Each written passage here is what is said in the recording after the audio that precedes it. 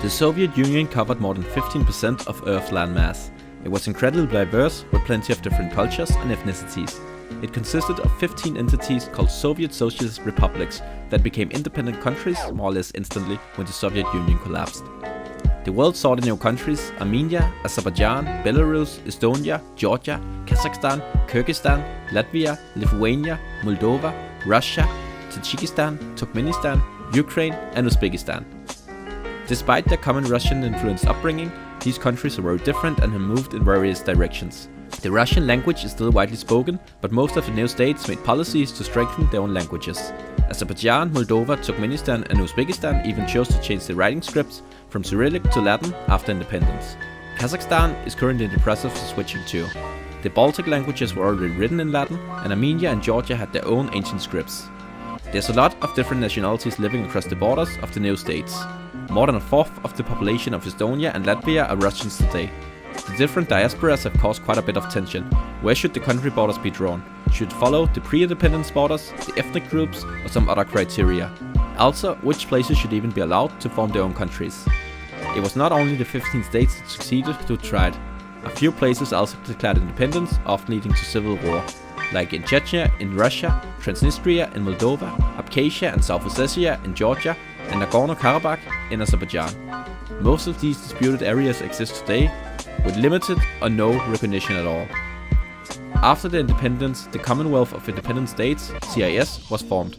It consisted of all the former USSR countries except the Baltic states, Latvia, Lithuania and Estonia, who saw their membership in the Soviet Union as an illegal occupation and moved as far away as possible. They formed their own Baltic Assembly.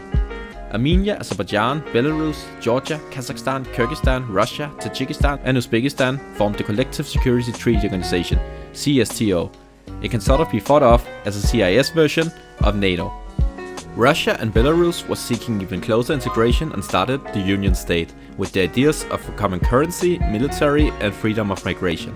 In the end of 1997, Georgia, Ukraine, Azerbaijan and Moldova made their own group, the Organization for Democracy and Economic Development, GUAM, to get as far away from Russian influence as possible. In 1990, Azerbaijan, Georgia and Uzbekistan all left CSTO, and Uzbekistan also joined it, GUAM, making it GUAM. In 2004, the Baltic states joined the European Union and NATO, a move Russia was not too happy about. Oh, and Georgia decided a nice flag was better than an ugly one. Turkmenistan wanted to be neutral in as many matters as possible and chose to downgrade from full membership in CIS. Uzbekistan again left GUAM and re-entered CSTO. Georgia was leaning towards the west and away from Russia. In 2008, tensions over the two breakaway regions, Abkhazia and South Ossetia, led to war between Georgia and Russia, which also made Georgia withdraw completely from CIS. Uzbekistan left CSTO, again, make up your mind, Uzbekistan. The remaining CIS countries, except Azerbaijan, entered the Commonwealth of Independent States Free Trade Area, CIS-FTA. Armenia, Belarus, Kazakhstan, Kyrgyzstan and Russia wanted even stronger integration when it came to trade and formed the Eurasian Economic Union, the EAEU. It can sort of be compared to the European Union, and it introduces the free movement of goods, services and people. It provides for common policies in transport, industry, agriculture, energy and foreign trade. The idea of a single currency has also been suggested. In 2014, the peninsula of Crimea in Ukraine, with a Russian majority, declared independence. It was annexed the very next day by Russia. The eastern regions of Donetsk and Lugansk followed and declared independence, resulting in a war between Ukraine and Russian-backed separatists, so Ukraine also left CIS. Today, relations between the remaining CIS members are overall quite good, but with a few points of tension. Armenia and Azerbaijan are still in a frozen but bitter conflict. Both Kyrgyzstan and Tajikistan is having a feud with Uzbekistan, and Moldova is split between the west and the east. Right after Soviet times, all the new countries saw economic recession. Production chains across state lines of the republics broke down. Most countries began right away on the transition to a market economy from a command economy. It took some time, but the GDP of almost all the countries is now higher than at independence. Turkmenistan, who's rich in natural gas, experienced the most growth, with an increase in GDP at more than 300% since independence, followed by Azerbaijan and Uzbekistan, while Ukraine today is still below Soviet times. Russia is by far the biggest economy, with around 70% of the region's total GDP. In terms of GDP per capita, the Baltics are leading, with Estonia taking the absolute lead. The next is Russia, Kazakhstan, Belarus, the countries in the Caucasus, Ukraine, Moldova, and in the end we have Uzbekistan, Kyrgyzstan, and finally Tajikistan.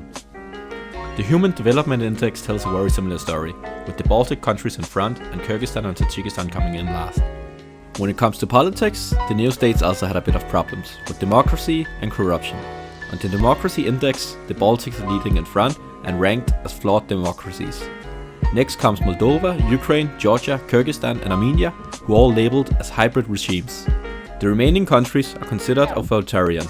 The leaders of these countries have a tendency to hold power and not let go. If you get the presidency, it's often a job for life.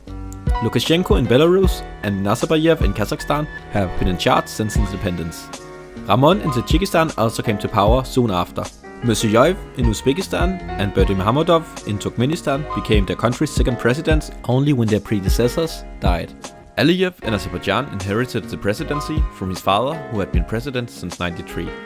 Recently he also made his wife the vice president. Then there's also of course this guy in Russia.